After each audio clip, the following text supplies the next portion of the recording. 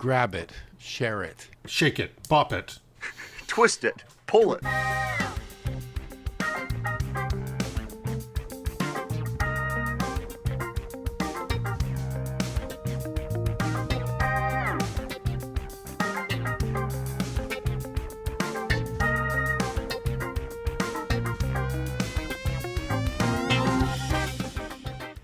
Welcome to the Too Old or Pure Gold Movie Podcast. In today's episode, we are discussing the 1993 action-adventure movie Falling Down. The format of our podcast, two Gen Xers rewatch beloved movies from our youth to find out, are they really as good as we remember? To help us debate and ultimately pass judgment, we ask our millennial co-hosts to watch these movies for the first time and help us determine, are they too old or pure gold? I'm your host, Olen Vanderleeden, representing Gen X. Joining me today is my Gen X co-host, Mathew Stockton. Hello, Matt. Hello. Representing the millennials this week, we have musician and composer Clef Seeley. Hello.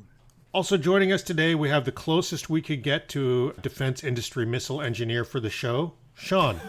Hello. I'm very multi-talented. You are.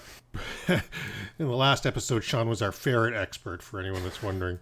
Before we get into this episode, just a reminder that we need your support to grow this podcast, so please remember to like, follow, and subscribe so we can keep bringing you this content.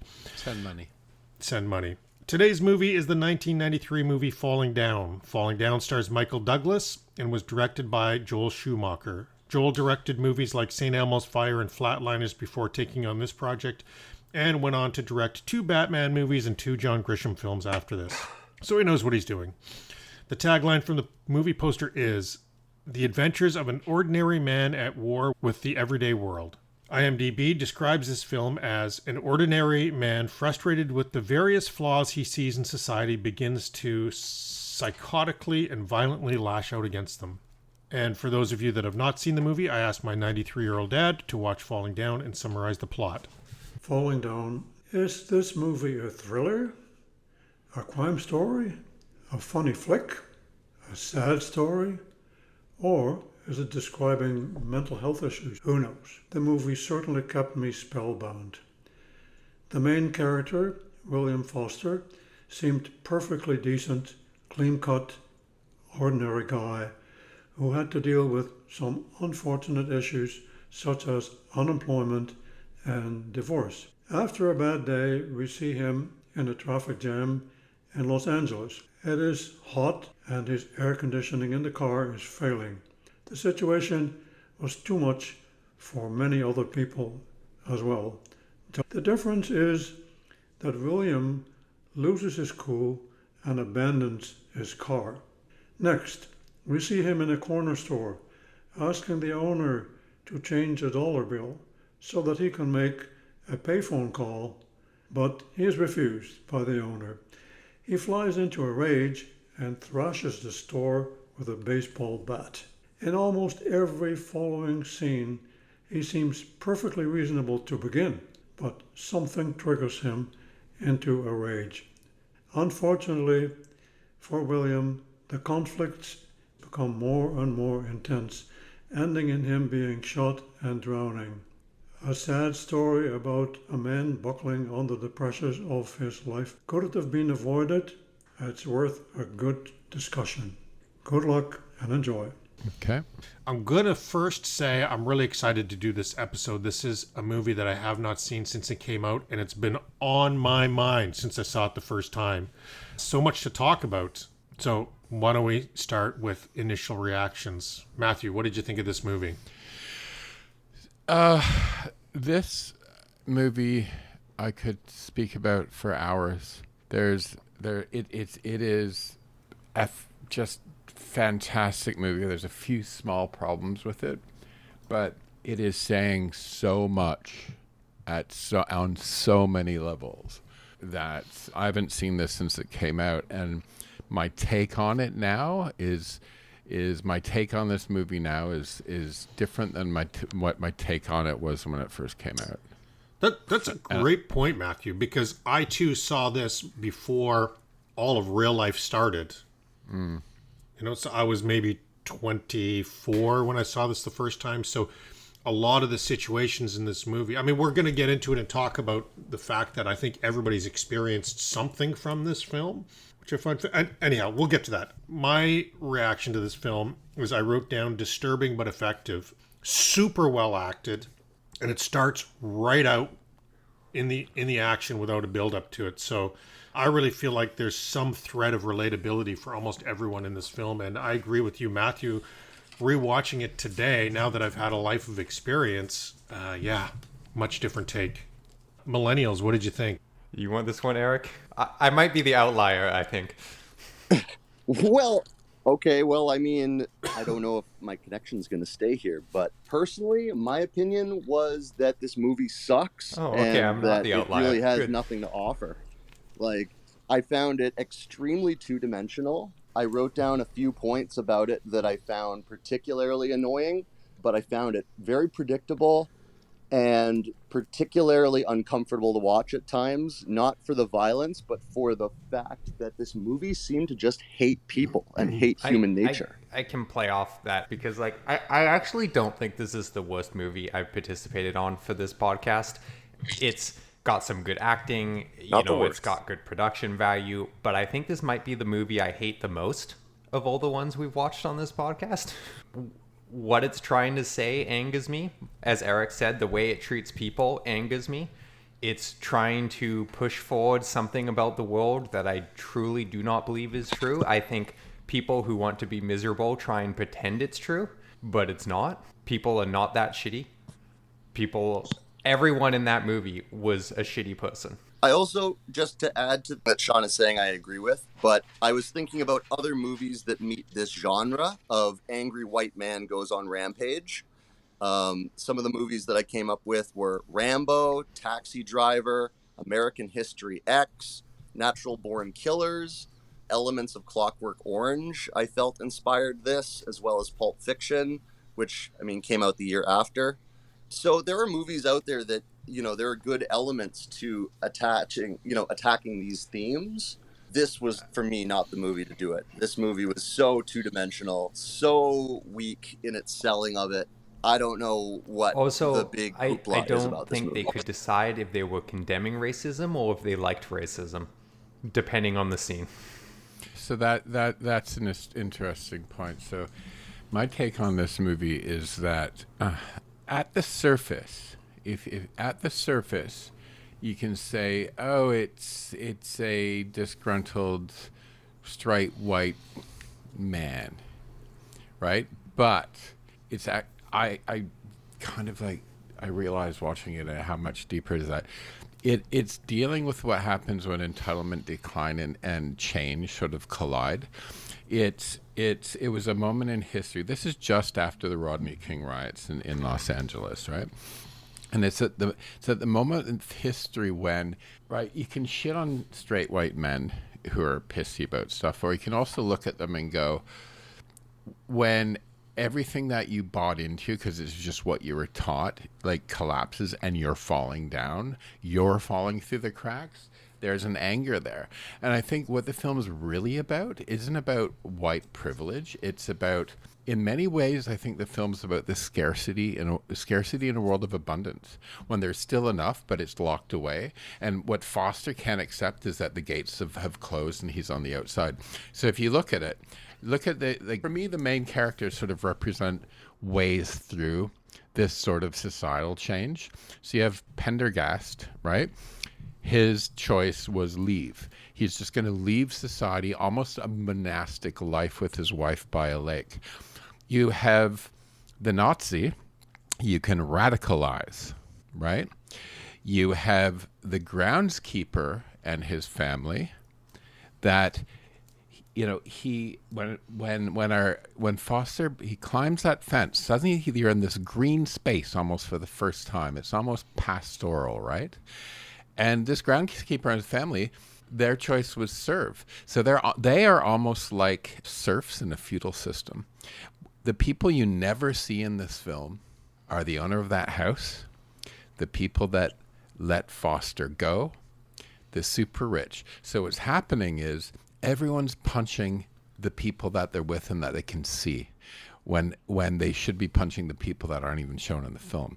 And that's why I thought this film has depth, because this film shows exactly where America was headed and where it's hit full force right now. Yeah. Okay. I mean, I see the validity of those points. I can definitely see that kind of in the script and like in the way that they sell the story, but I didn't feel that in the storytelling. I didn't feel that in like the delivery, in what we got at the end. I think maybe partly because of like the sepia tone to the film, or maybe it had something to do with just I didn't particularly find Michael Douglas's performance that compelling. Like, it was a lot of this like sniveling character, this like he's very pent up and he's like this, and it's like he's looking for a fight everywhere he goes. And like when he goes into the convenience store, he starts to project, you know, his anger of inflation into violence, for example. Or like when he confronts the neo-Nazi about his Nazism and says, you know, we're not the same. You know, it just, to me, it felt like melodrama of what you're explaining, like a soap opera version of what you're explaining. It felt cheap. I think what you're explaining is what they sat down and wanted to make. I do not personally believe that is what they made. See, that's what hit me hard. Yeah, me too.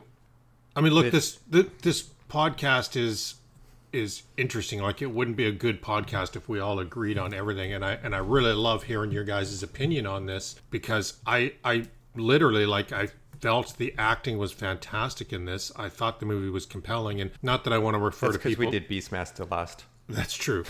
Not that I want to refer to people that aren't on this podcast, but I watched it with Kim, and Kim said this is the best of the 64 movies you've done.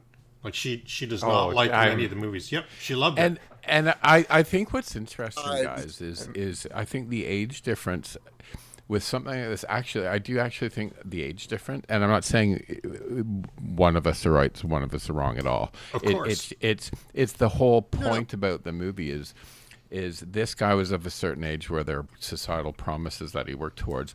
Then you have like the feudal dude, right? My boss said we could use his pool, who've had this sort of acceptance because they just he's so young that he sees no chance whatsoever, right?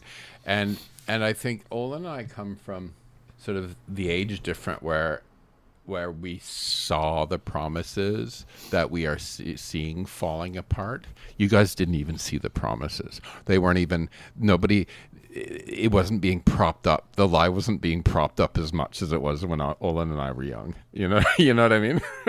The premise of the lie is there. I guess maybe what it was also like there were elements to the storyline that I felt gave the film this sort of fever dream, like cartoonish tone, like right from the get-go.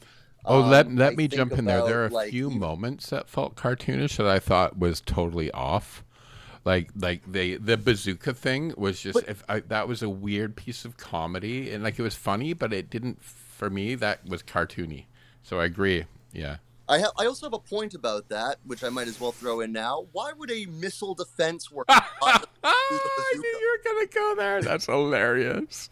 That bothered me for the rest of the movie. Maybe that's why he got fired.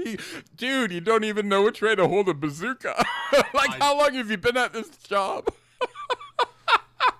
How long have you been working at this? I didn't even notice that, Clef. That is hilarious. That's so funny. Okay, like so you say like moments throughout the film. Okay, so with Plendergast, right, being this detective, and it's his last day, and this film takes place over the course of his last day, and there were things that I thought were so weird. Like he's kind of a hard-boiled desk jockey. He's moving at kind of his own pace, but yet everywhere that he goes, every other cop is saying, well, today's the day you're going to get shot and killed.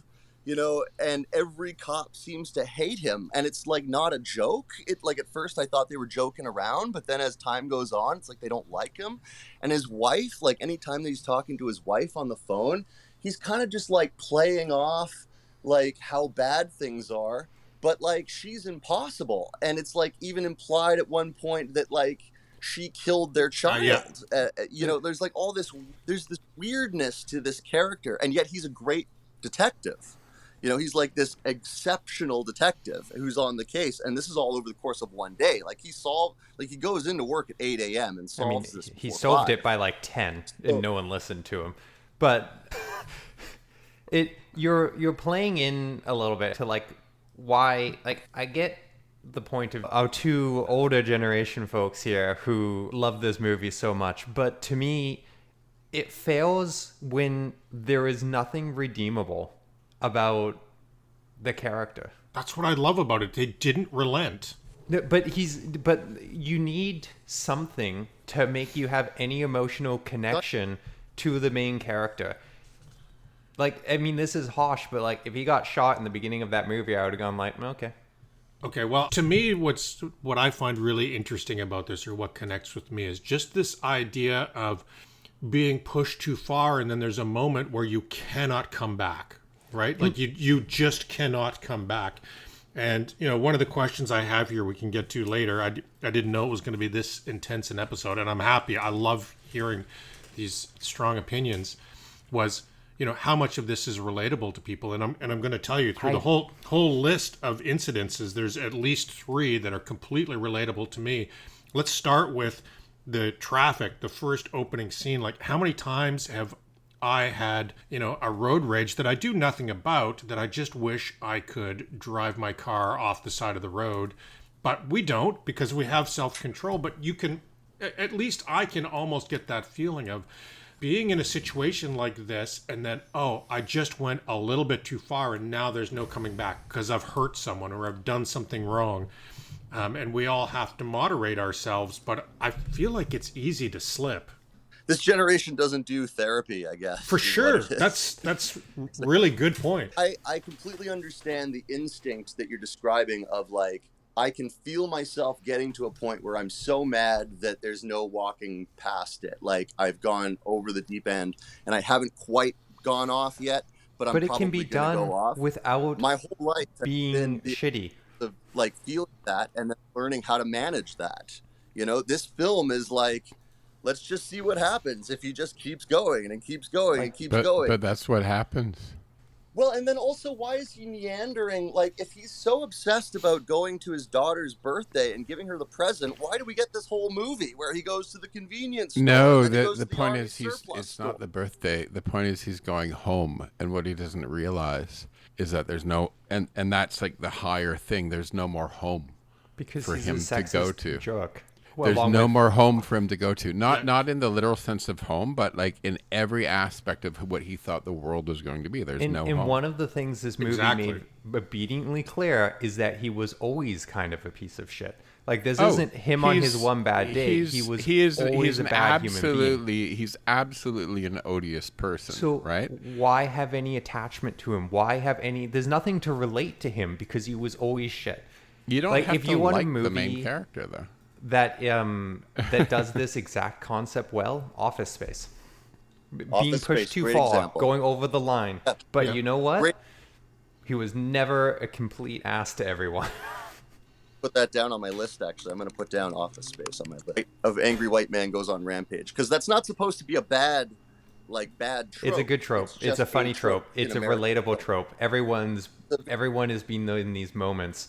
But when you just make the people so unlikable and the situation so extreme. I mean, Pendergast was a little bit more understandable, but even with him, there was a degree of like your relationship is so toxic. Like, come on.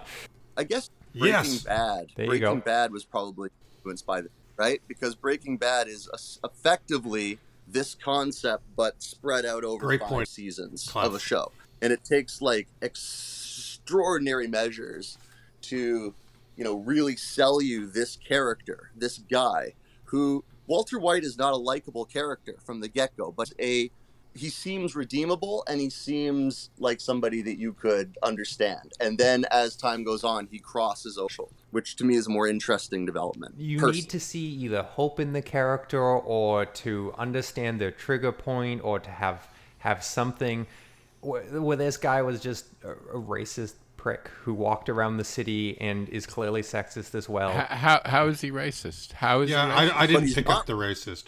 Maybe the movie's racist in its depiction of stereotypes. His treatment. He kills a Nazi. But his treatment of the store owner in the beginning, like a lot of his comments were quite inappropriate and racist. How much did we give to your country? You're what right. are you doing in my country? Yep. Why are you here overcharging me? Like, he sets the price, he buys the stuff, you self-centered prick. Like, yeah, I forgot about that part. Yeah. I give you that. But it's like that's not KKK racism. That's just classic white collar shirt racism. yeah, he's not Nazi gone, which I think is what the Nazi scene was trying to say, is like, oh, he kind of is the same, but he thinks he's better. But he's not that extreme. See, this is fascinating, guys, because in '93 when this came out, it was sort of touted as average man sort of just can't take it anymore. But now you're like, I'm like, oh my God, like he is not a likable character in the least, right? But it's just so funny how time changes your own personal opinion, because it's like he's not a likable character in the least, right? But for me, it's sort of the opposite of what you're talking about, Clef, is that, and Sean, it's like I realized that I didn't need to have to like him, and I didn't need any redeemable feature about him, because I actually really enjoyed what the movie was saying is happening in society, right? So, because it's just the view of who he is as a person has changed from when this movie was first released. Of average guy can't take it anymore. It's like no. He's a dick. He's not an average guy. But this is saying something, and I'm just like, oh my God, can you imagine if everyone paid attention to this movie in '93 of where the world was headed and kind of tried to stop it? Right, because like this is like the thing is now, right? Because again, you had Pendergast, the options: check out, radicalize, become a serf, and even the golfer with the funny little hat. It's like, or play at nobility, join the club and pretend you're still part of it, but really you're on the edge as well, right? Like, it's just fascinating how the male white characters, if you think about them, they're like all like fighting within this thing of the haves and have-nots, but the true haves aren't even shown in the film. I loved the characters. Like, even Pendergrass, I thought he was such a good character. This whole idea of just, you're riding a desk for your wife. You're inside you're a good cop, but you're not being that good cop for other people. You're just suppressing who you really are. And then at the end, he shows he's a good cop. He stands up to his wife. He tells everybody who's being a dick to him what to do. And I just kind of liked that release of who he was, and the idea that he's suppressing who he really was. Like, I found him to be a really interesting character. I think the difference in the generational point of view of this movie is I don't mean this in an insulting way at all. It's an entire movie treating this guy's meltdown as worth understanding, not like going, oh, poor him, but worth understanding how he got there. I have no sympathy for him, but and I think there's a knee-jerk reaction that if there's a straight white dude having a problem with something, everyone goes, oh, boo-hoo-hoo, poor you, privilege, right? This guy is like 50, living with his fucking mom without a job. He's a dick, right? If he hadn't been a dick, maybe he wouldn't be in the place where he was. There was a moment when he was watching the TV at the end, and I thought he was going to truly realize that he was mean to his wife. And then suddenly it's like, no, he's realizing she's on the pier, and that's where he can go get her. And I'm like... He doubled down. Right? Like, double down. Yeah, like, that was a moment of like, oh my God, is he going to turn the gun on himself? No, See, I think you could have made it more interesting if you'd actually given us something about what happened to his career or something, right? Like, was that not his fault? But from the movie, I think he got fired for being a prick. This movie does not take a trauma-informed approach to understanding the problems of this we didn't have the or word any trauma character. in '93. We weren't allowed. Yeah, exactly. It was inconceivable. It was just like, well, that already happened to you. Why are you mean, worried But about like that? even like First Blood, which is an action movie at the end of it, is more respectful of these concepts. Exactly. And But taxi I drivers also as have well. to say, I'd put good taxi- on his ex-wife for recognizing before he ever actually physically hurt her that there was danger there. Yeah, I mean, yeah, for sure, Right? because she was right. Yeah, she was absolutely right. She was right. Yeah. But this is a sensitive point for me, guys, because I've been there in my life before, where people have suggested that you might this and you might that, and I never would have, and I wasn't that person. And I think to take a guy that hasn't done it yet, this is the unfortunate part. You don't want people to be in danger, but to take a guy that hasn't done it yet and make an example of him, I thought it was very interesting. That is actually an important point. Like, she was right in a way, but the issue is, right, he hadn't ever hurt anybody. Yeah, he was a bit of an asshole, but he had no rights to see his daughter anything. So it's like that and at the time there was, like, let's flip this here, right? There was a time where women get divorced. The man never ever got the children, right?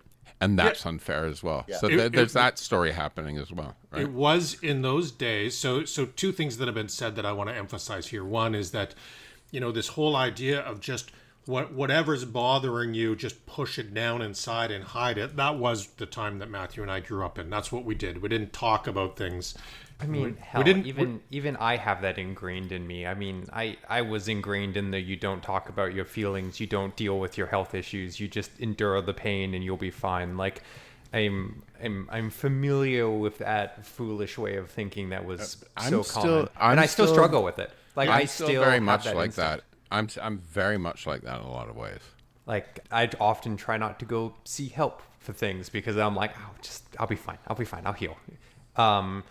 But I feel like, and I don't want to be rude, but I feel like you two are like trying to like portray something here that is never shown, because if that was true, if, people saw that and he never went over the line and they pushed him away anyway, then we would have a compelling argument for why this movie is interesting and why his fall, is interesting, and we should have some degree of sympathetic. But all we have to view his past is the clips of what his mother was talking about, where it was very aggressive, passive aggressive, and all sorts of psychological torture tactics he was using on the mother, which implies that he did it to the wife. Yeah, that was really interesting, Sean, Yeah. because when I hit that scene, so up to that scene, I was like, oh, a man pushed too far. And then the stuff with the wife, I was like, okay, he didn't actually drink. He didn't actually hit you. Did he actually do anything? But then you got to the scene with the mother and you're like, oh, she thought he was a psycho. So then I'm like, oh, he's not misunderstood. He is a psycho. He is a psycho. He Yeah. absolutely is. And again, like what I'm saying about, like what it's saying about society, I'm not, and that's the thing. I'm stepping back from going the away from the idea that any of these characters are perfect, but just as a statement about American society in 1993. I felt this was really strong, and I think it just comes. This is really. I'm actually fascinated at the split, but I understand it. The split in the perception from the age perspectives, because it's there's so much knowledge or understanding or ways of thinking. Like our wires when we're young, right? Our wires are like put in certain ways, and they're hard to change, right? And just the way the brain works.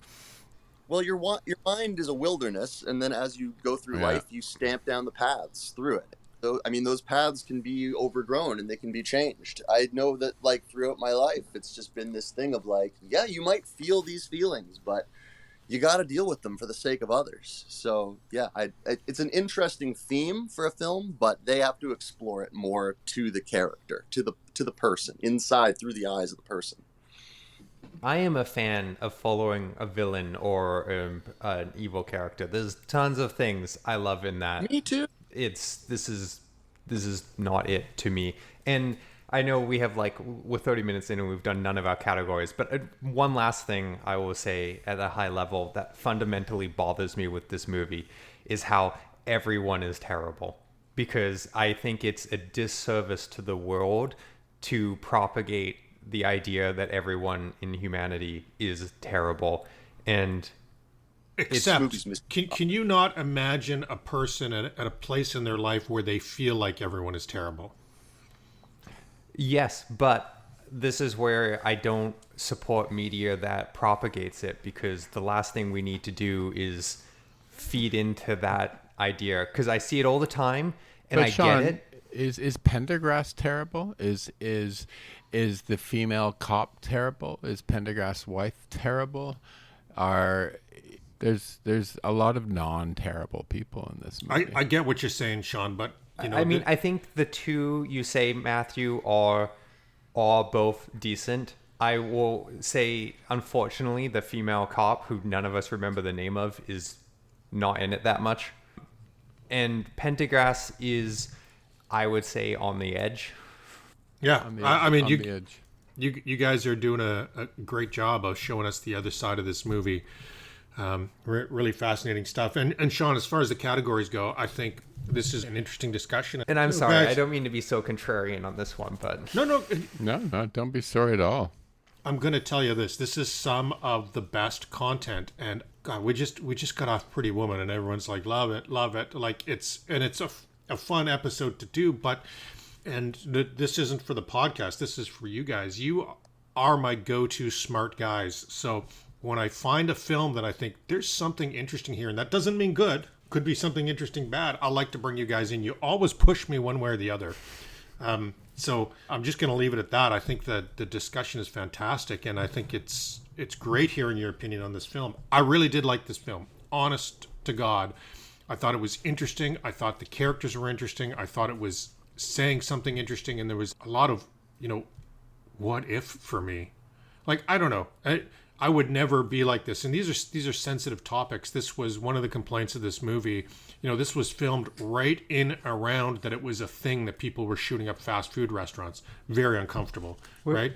And Matthew's right. This was filmed in the middle of the LA riots. And in fact, it shut down production, and they had to move some of this to a soundstage because the whole city was rioting because of some of these issues, right? What does that say about the movie, that they moved the movie out of the actual riots that they were commenting about in order to do it on a soundstage? It says that it hit topics that were relevant. Yeah. And it says they really didn't want the employees making the movie killed on the streets of Los Angeles. Yeah, I can understand. That's ridiculous. Why would they want this? I mean, I will say one of the things I'm really interested in, and I'm almost I'm tempted to say we should do like a special episode, because for Eric and me, this movie of us growing up is Office Space. Yes. So And that's a great movie. We should do that and have Nicole watch it. I've never to seen see that if that film. movie's as bad as, if her reaction to that is like us. But I'll say this. Mike Judd. Office Space, I have lived. That's my life. So I've lived Office Space. I have not lived this. But this movie to me is what happens if I was pushed just a little bit further. I've been stuck in traffic. I've bought something that doesn't look like it's on the menu.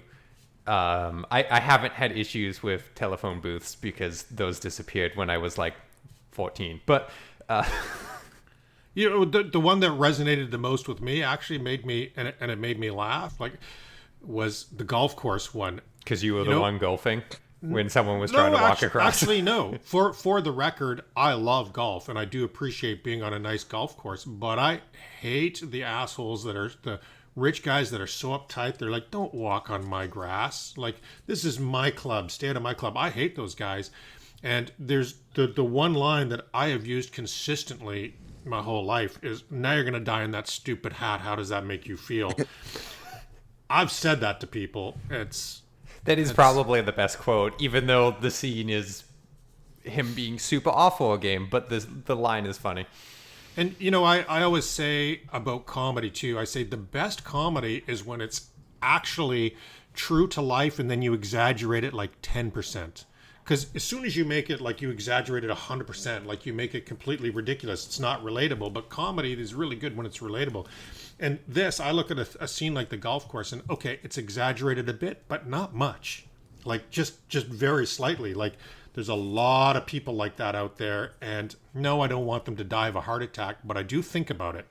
Anyhow, I think we've got some really good dialogue here, and this is a really interesting topic for me and movie to talk about. So I don't want to degrade it by going through, best parts, worst parts, favorite lines, all of that stuff. But if there's any of those elements that you guys want to call out before we go to the ranking, let's do it.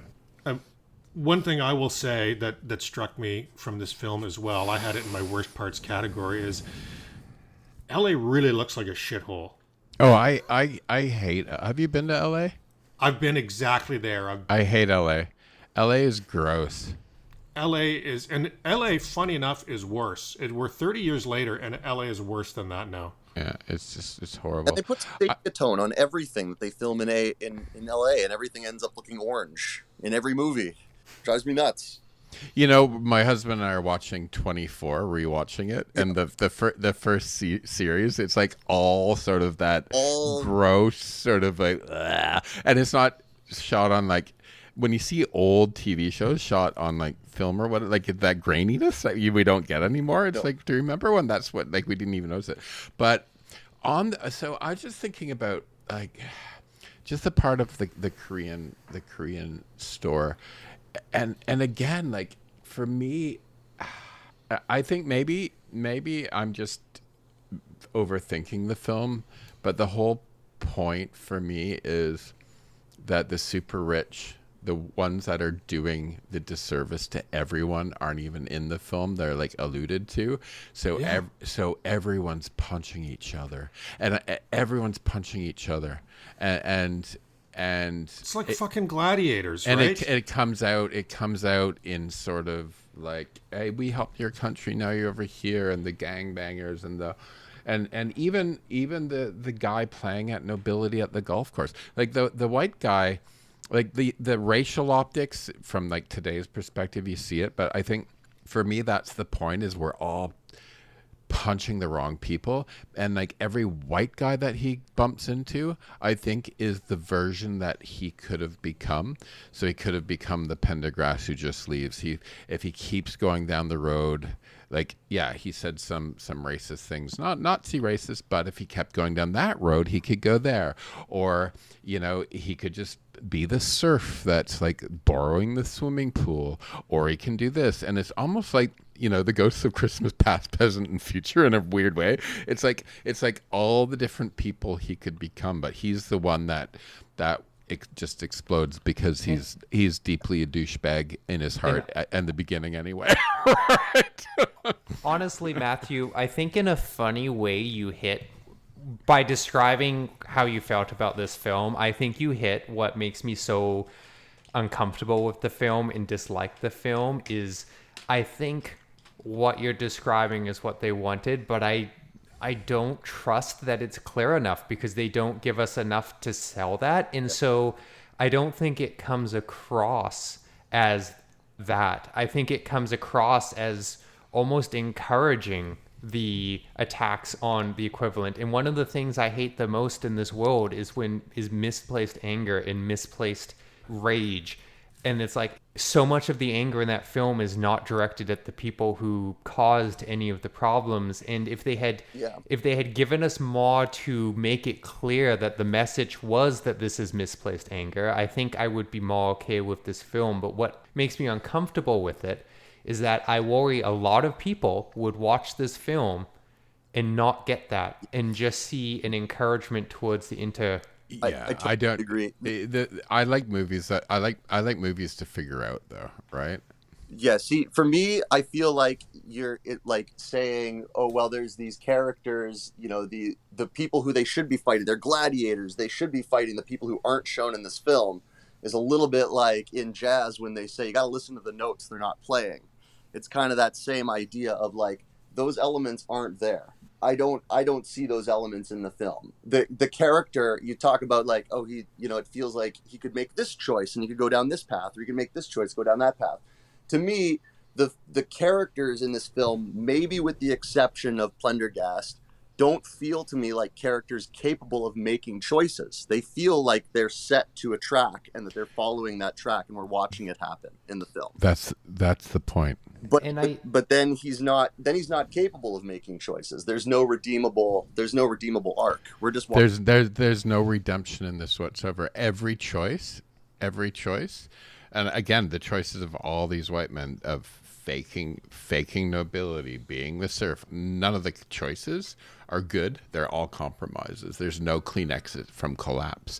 This is called falling down for a reason. There's no clean exits from collapse at this level, right? And I felt like Olen, when this movie came out in '93, it felt like it was so different. It felt like the studio probably had to like sneak it out. Right? Like it had that sort of feeling of, oh my God, look at what they're saying. Like, can you And I'm going to believe it? interrupt for a moment because I just want to address one of your points earlier, Mathew, which is you mentioned you like films where you have to figure out the plot. And I am generally speaking a huge fan of that before. I hate when movies spell things out to you. I think more movies should keep things a little bit vague. I just think this is a risky topic to keep vague, right? I think And right there is the generational divide, right? That's exactly the generational divide right there. It is that this movie was made in 1993, right? And it's before we are where we are now. Which is interesting. Yeah. That's the point, right? We were in such a different place. It was just we were starting to see the cracks truly then, and we some of us became woke, and again I'm using that word, but I mean it in a good way. It's your dad and my generation had to unlearn. Sorry, Olen. I won't speak for you. We had to unlearn sexism. We had to unlearn racism because it was just so part of society that Mathew, let me even question it. Yeah. I want to interrupt and support that because I've been holding this point for a while because you touched on this before. The racist behavior that he has in this movie, that was there. This is how people were in our age. And I don't see it as at least in our day, it wasn't a racism like we're better than you or we hate you as a people, but these horrible stereotypes and these saying things like, you're in our country, which nobody talks like that anymore. Wow. Let's not go that far. No, wait, I was going to say...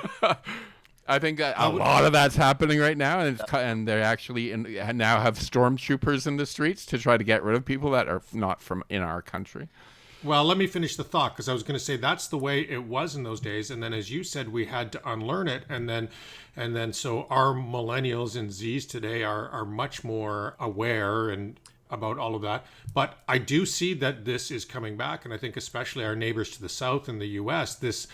This kind of racism that we experienced as kids is kind of returning a little bit. It's scary. But in the film, when he, for example, goes into the fast food restaurant and he asks for something off the breakfast menu and they tell him we're not serving breakfast. Or, for example, when he goes into the army surplus store and he's looking around for boots and there's a couple of guys in there and the movie takes a little quick detour just to throw out the F slur. Does it not feel like the film is portraying these things purely for shock value? Like setting it up. Clef, 1993, in a store with a boyfriend, that shit happened to me often. Yeah. Right? But did it feel... Again, it's a generational thing. But that fucking happens regularly. But that portrayal didn't feel like cartoonish and cheap in the film? No. Interesting. No, it was real. Like that shit has literally happened to me. There's no cartoon. And I've met that guy in that army surplus store. I've met him several times in the 90s. Absolutely. That's a real character. It's not cartoonist at all. That's a real human being. And I was one of those gay guys. That was like absolute reality. Well, those guys existed. Reality. No, that's what you're talking about. That's true then. There is this generational divide because to me, that looks completely unreal. And like, dude, I went to to look at an apartment with a boyfriend to rent, and the owner was going to show and realized that we were going to rent it together, and he said, "I don't rent to gays," and walked away. well, you see, so there you go. I mean, that wouldn't happen today. So that's a And I don't even know that that's true, unfortunately, Eric. I'm not even sure that that's outlandish this day and age. If you went to They that wouldn't kind of say it out store. loud. They wouldn't say it out loud because they could get sued. But back then, there you go. just like Sean, you talked about the Korean grocery scene, and I've got some trivia on that as well. Oh yeah, that happened. I saw that on a regular basis as well. Not the baseball bat part, but the, what are you doing trying to rip us off with these prices, and you come to our country and And like, it still happens. I saw that. I saw that. It's just So less. these It's less now, but it was daily when we were kids. Daily.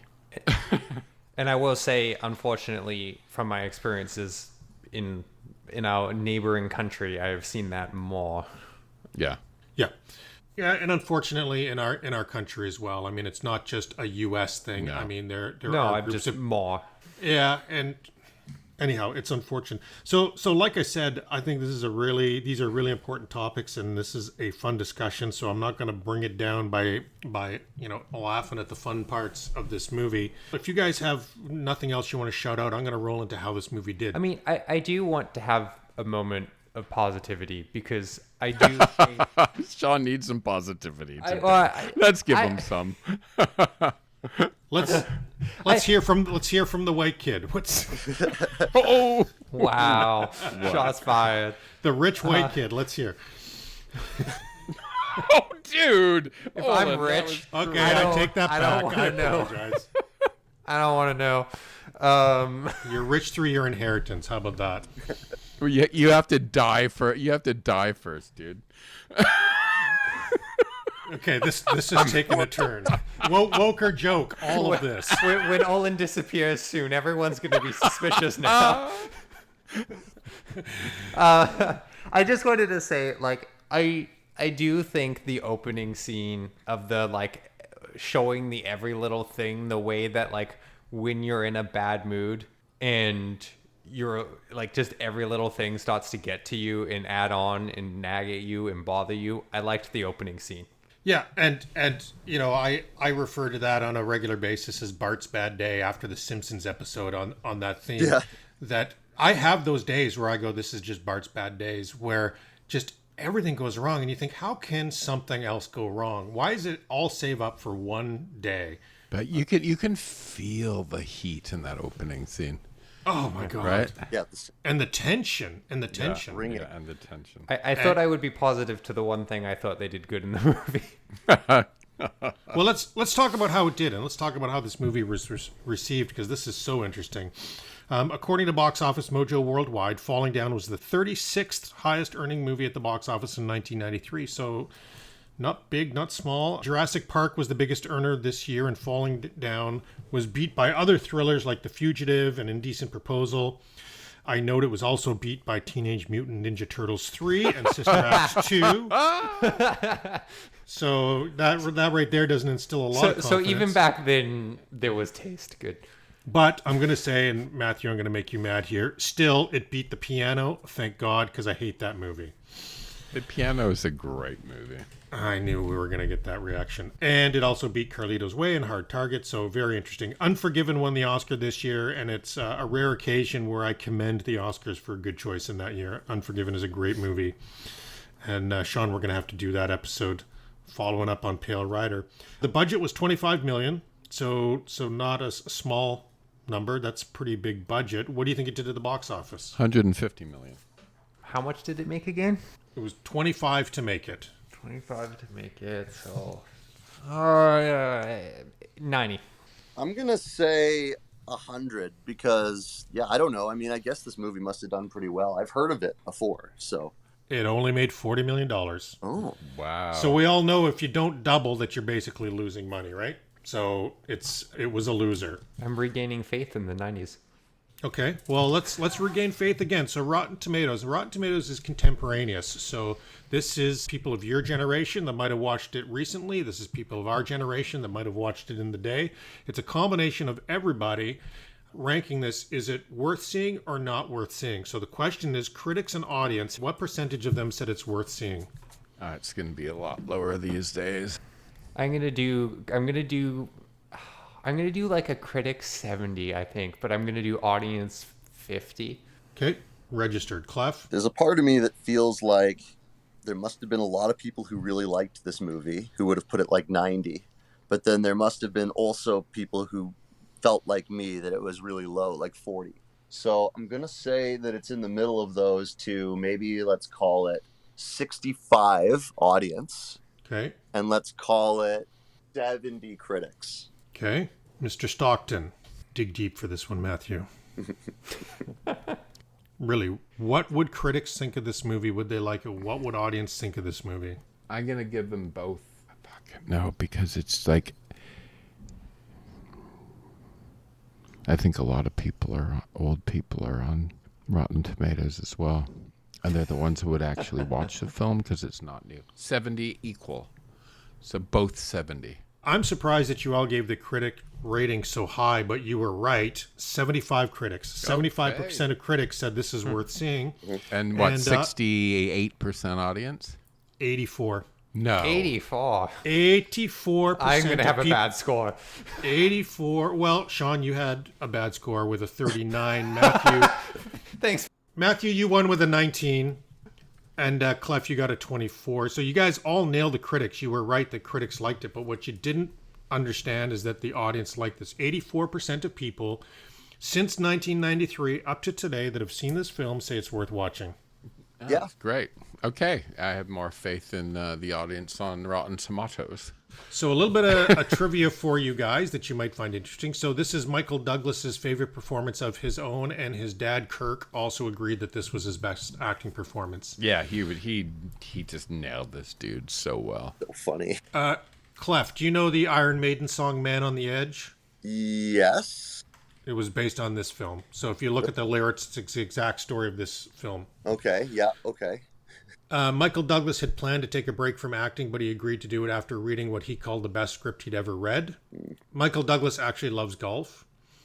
And I don't know why, but this fact I like. The old man who collapsed on the golf course, he was just an extra who completely improvised the role. Cool. Wow. So can you imagine they get a bunch of people to say, you're extras, just pretend like you're playing That's golf. And then great. they're like, you in the funny hat, you're up with Michael Douglas, go. That's kind of cool. That's a cool trivia. He did a great job. And no surprise, the script was considered too dark by many studios, and Warner Brothers only picked it up because Michael Douglas showed interest. So, woke or joke, so the Korean American Coalition boycotted the film, and it was banned in South Korea because of the depiction of minorities, in particular the Korean grocer. Makes sense. So, Sean, you called it out right at the top of the podcast. And then I'll just state the obvious. I think strippers on your last day of work is an outdated concept. Remember when we used to do it, though? I do. Yeah. Again, I was gonna say that's just a gag. That's just a gag for the humor. But you guys like, Nope. That's Oh no! real. Oh no! That No, was no, all no. real. No. I'm kind of interested that you keep thinking these things are gags, Eric, because I feel like my 90s television education tells me that this must have been commonplace. I thought there were gags then too. It's really, really, really interesting that you did. No, this is all real stuff. Yeah, I've literally been in an office where a stripper came in from somebody's last day. The first time I've been jealous of the previous generation. And obviously the use of the F word and the N word, but they were put in there for a reason as devices for shock, right? Yeah. Because they are shocking. It's so jarring to those words that were used in our generation, Mathew. It's so jarring to hear them in movies now. Wait. Oh. F word and N word. You'll have to figure it out because I'm not getting our podcast. No. Yeah, we heard those words every single day. I wasn't thinking the racial slur problematic one. I was thinking the swear word one, and I was like, wait, what? That's still... But no, never mind. I'm good. No, we can say fuck. That's good. Okay, so however you guys felt about this movie, I promise you there are others who liked it more and less than you. And for this movie, there were 25 10-star reviews out of 137 total reviews. Falling Down is like if a Henry Rollins song was a movie. How about this one, Mathew? American Beauty meets George Carlin? Question mark. George Carlin was the best. This movie is not for the queasy. It's brutal. It's honest. It's not your conventional movie. I think we all agree with that. Mm-hmm. Falling Down is a critique of violence and aggression in America. The point of the movie is to demonstrate that America falsely celebrates itself as a land of opportunity and a melting pot. Rather, it's a powder keg of selfishness, arrogance, and prejudice that can cause anyone to snap for any reason. Interesting take. Yep. I mean, I can see it. Yeah. Like, I can see it in, like, everything you guys have said about it. And then this poor guy, I thought the film was great. I laughed at many of the scenes, but the girl behind me was very upset at me, stuck her finger in my face angrily, and said I should see this film again because I missed the point. Probably he did. Well, let's hear from people who liked it less. And for this movie, if you guys can believe it, there were only 9 people who gave it 1 star compared to the 25 that gave it 10 stars. Okay, Eric, you and I have to get on there to help it out. Yep. I've picked just 3 of them here. Woman to Woman. If a man ever tells you he loves this movie, consider it a red flag and hit the ground running. Wow. All right. Catherine might agree with that. Watching a movie about my life. Someone called Hallow Gallo says, it's rare that I stumble across a movie with absolutely no redeeming qualities whatsoever, but this is it. Michael Douglas plays possibly the most dislikable character in the history of cinema, a pathetic, racist, yuppie bully who, having been charged too much for a can of Coke, decides to go on a murderous rampage because he's 40 years old and pissed off with his life that it didn't work out as nice as he could believe. Can we stop for one moment? Because Yes.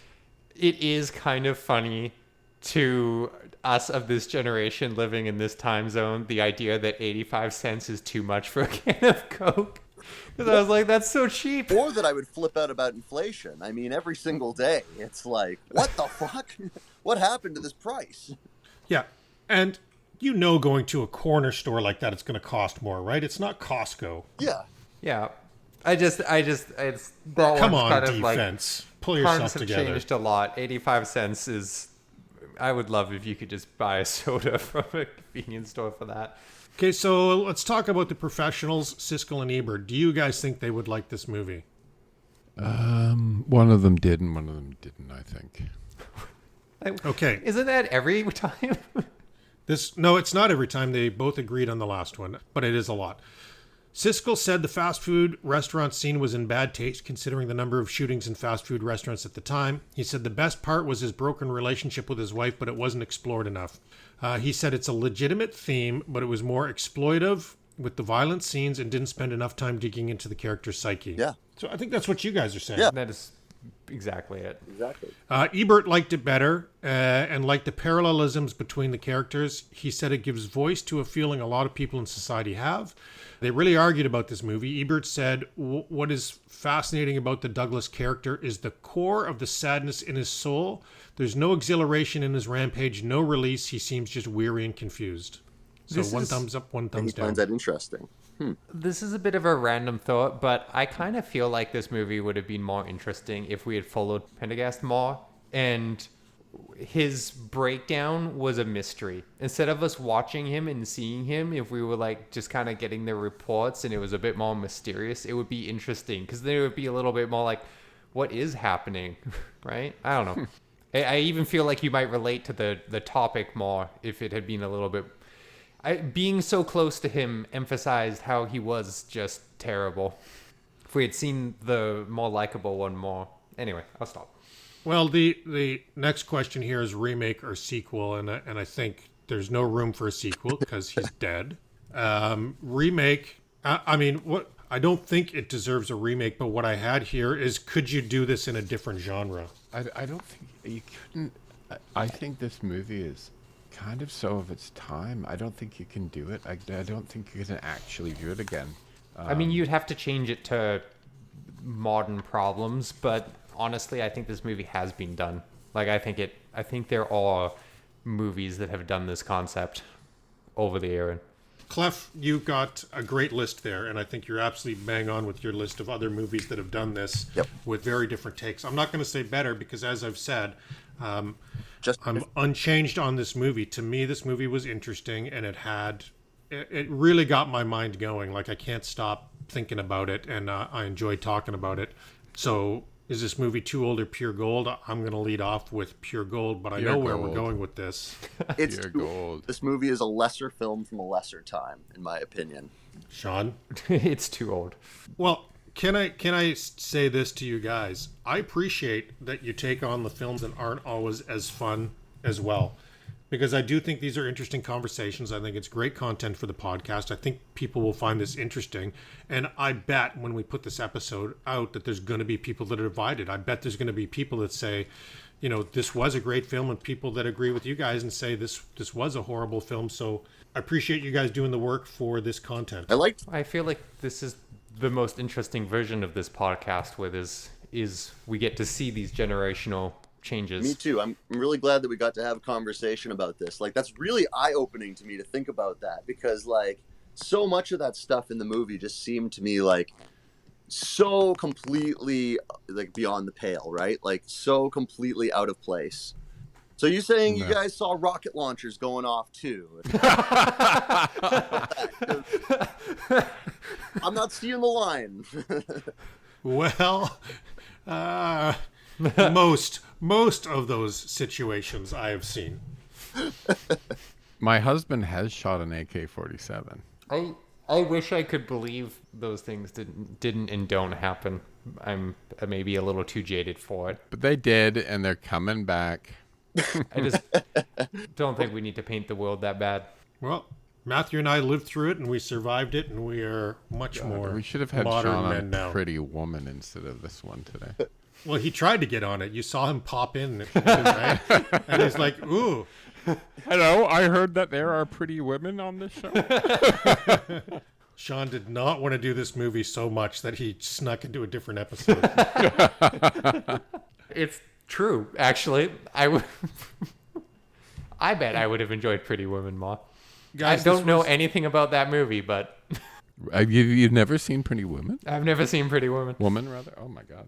This was a great episode for me. I found it really interesting, and I do appreciate you guys taking this journey with us. This is what I wanted from this podcast when I started it, is I love talking about movies. And the different point of view, being 30 years younger than us, is really interesting.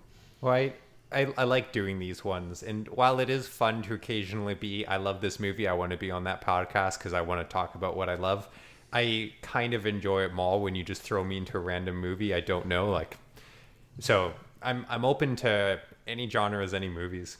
Me too. Well, I really try. I honestly try to pick people that are suited for it, and I try not to ask you guys to do it too much because I don't want to wear out my welcome. But when I see a title that I go, oh, these guys will have something interesting to say one way or the other, I like to throw it to you. So thanks again, and Mathew, you always bring really, really cool content. CanCon. You are the pretty woman of the podcast. You calling me a hooker? Oh, sex worker. Sex worker, Mathew. How dare you? The Pretty Woman episode really confused me because everything you read about it is hookers in there, prostitutes in there, and then sex workers, the proper term. Everyone on the podcast was like correcting Olen to say that it's sex worker. But I was reading what other people say. Anyhow, I'm not a savage. You should use my line of I like Pretty Women as the code opening and confuse people because I'm not on the podcast. That will confuse people. Yeah. I think I'm going to pull a line from this podcast for the cold open for Pretty Woman and have Sean saying there's nothing redeemable about this character. Oh, no. And everybody will then hate you. But there isn't. Brutal. Okay, guys, have a good weekend. Go purge this from your mind. Thank you. Bye. See ya.